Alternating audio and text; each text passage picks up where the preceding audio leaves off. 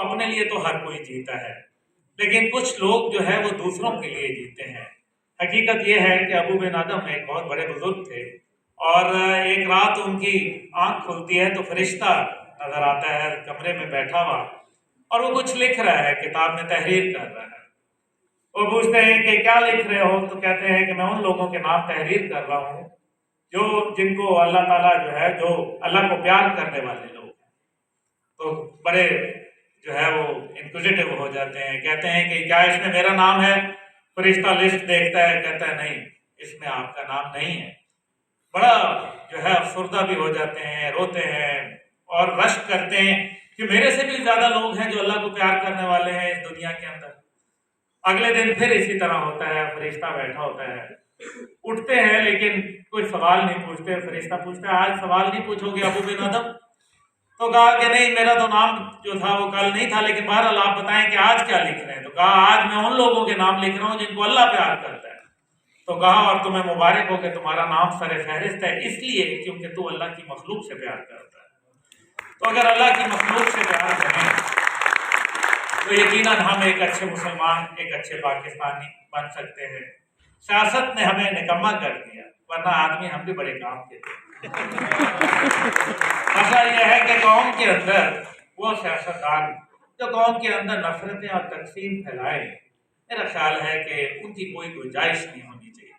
اب وقت جوان کا ہے، محبت مجھے ان جوانوں سے ہے ستاروں پہ ڈالتے ہیں جو کمن، اور مجھے پتہ ہے کہ جو یہاں آج بچے آئے ہوئے ہیں خاص طور پہ سویٹ ہوم کے، وہ میرے بھی بہت بڑے پیارے بچے ہیں اور ان کے پاپا جانی میرے بڑے دوست ہیں۔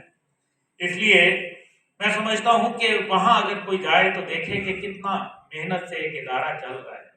انڈیویجول بیسس کے اوپر اس پاکستان کے اندر بڑی سکسیس سٹوریز ہیں۔ ہم نے پتہ نہیں کدھر سے مایوسیاں جو ہے وہ اپنے گلے لگا لی ہیں۔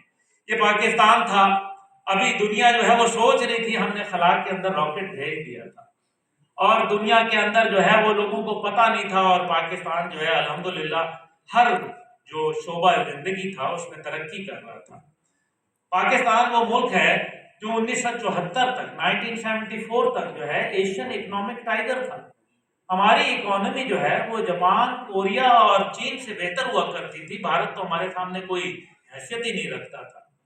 اور پھر سب سے بڑی بات یہ کہ آج ہمیں یہ غور کرنا ہے، معیشت کے نام پہ یقیناً معیشت اچھی چیز ہوتی ہے، لیکن غیرت کا مقابلہ نہیں ہوا کرتا، کیونکہ غیرت کے بنیاد کے اوپر جو ہے اس ملک کی جو ہے وہ تعمیر کی گئی۔